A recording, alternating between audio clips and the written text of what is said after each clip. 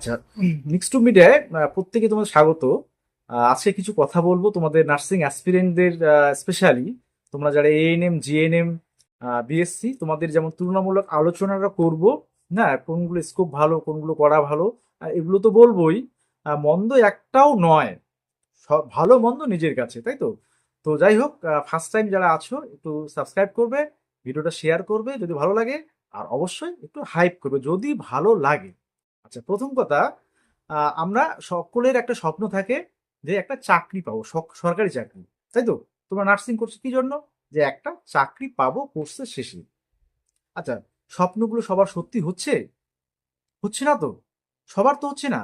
তোমাদের যেমন আমি স্টাফ নার্সের কথা বলি, তোমাদের ভ্যাকান্সি 5,000, তোমরা কতগুলো পার্টিসিপেট করছো?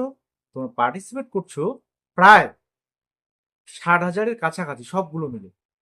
তাহলে বাকি 5,000 জন যদি পেয়ে যায়, তাহলে বাকি থাকলো 55,000, যদি 60,000 ধরে নেই, তাহলে 55,000 কি বেকার থেকে গেল? তা আবার তাদের আবার মানে তাদের স্বপ্নটা কিন্তু ভেঙে গেল।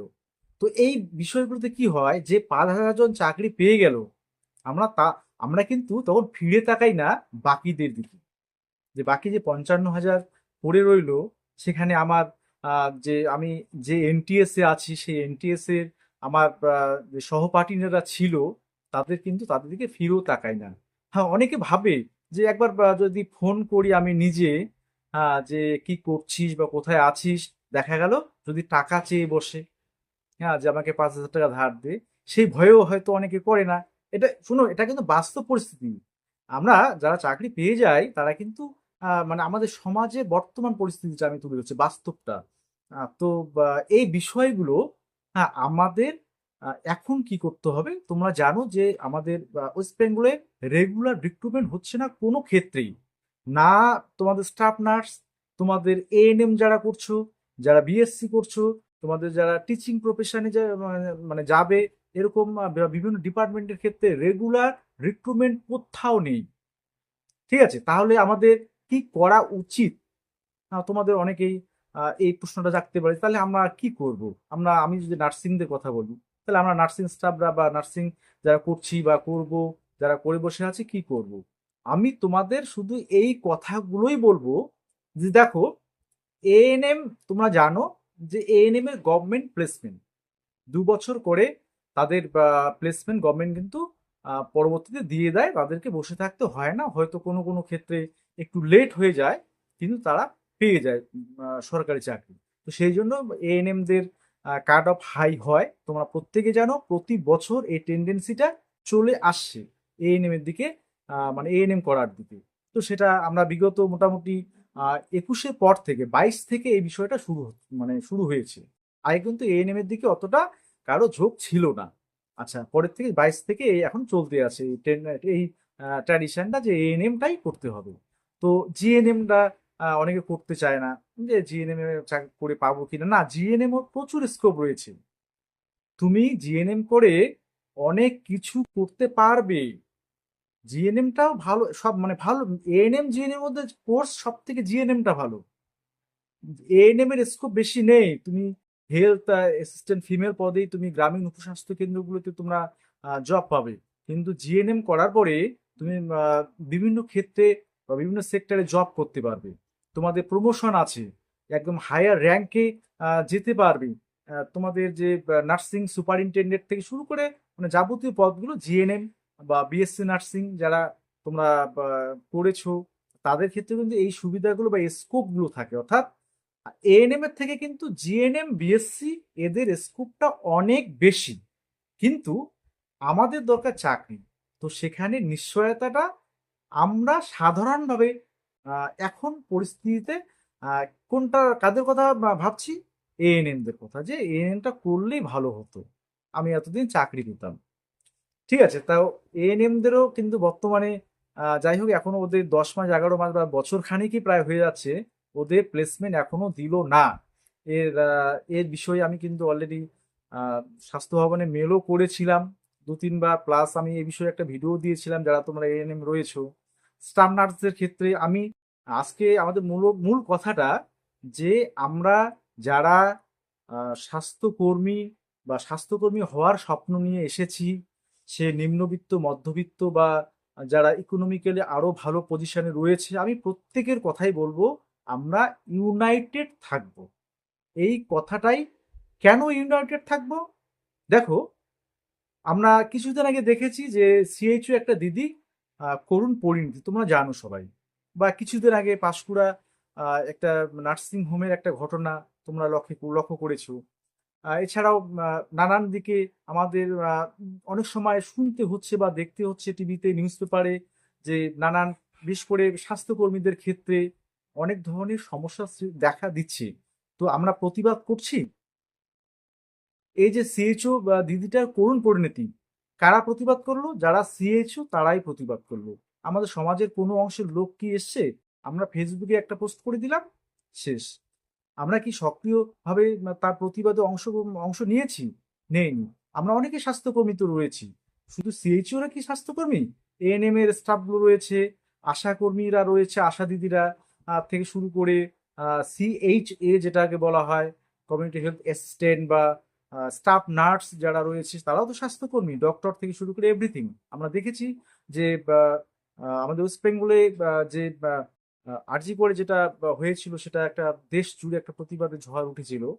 তো সেরকমটা এই দিদির ক্ষেত্রে আমার কিন্তু অ্যাটলিস্ট চোখে পড়েনি। তবুও আমাদের গভর্নমেন্ট অনেকটা সচেতন এখন, কারণ এই বিষয়গুলো যাতে যতটা সম্ভব এড়ানো যায়, অর্থাৎ যতটা সম্ভব না হয়, তাদের কিন্তু অনেকটা সেই বিষয়গুলোতে প্রশাসনিক দিক থেকে অনেকটা কিন্তু কড়াকড়ি বিষয়গুলো চলছে।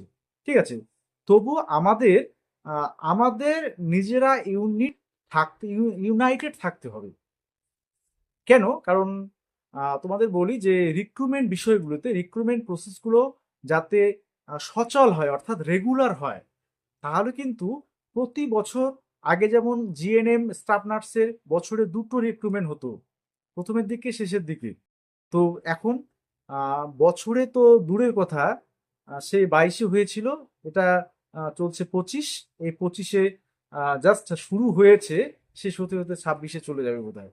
তো 26-এ হবে কিনা সেটার কোনো গ্যারান্টি নেই। তো আমরা চাই যে প্রত্যেকটা রিক্রুটমেন্ট প্রসেস, তোমাদের স্পেশালি তোমরা যখন নার্সিং, তোমরা অ্যাসপিরেন্ট রয়েছো, তোমাদের দাবি থাকবে প্রতি বছর যাতে হয় রিক্রুটমেন্ট প্রসেসগুলো, তাহলে তোমাদের ধীরে ধীরে ধীরে ধীরে প্রত্যেকেই তোমরা একটা করে জব পেয়ে যাবে। তাই তো? তো প্রত্যেককে ইউনাইটেড থাকতে হবে আর চোখ কান খোলা রাখতে হবে। বর্তমান পরিস্থিতি তোমরা সকলেই জানো।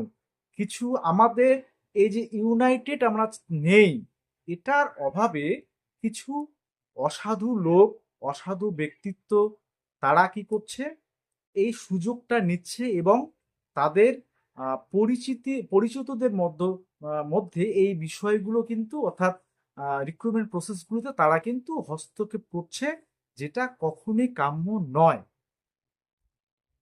আমরা দেখে অনেক সময় প্রতিবাদ করি না।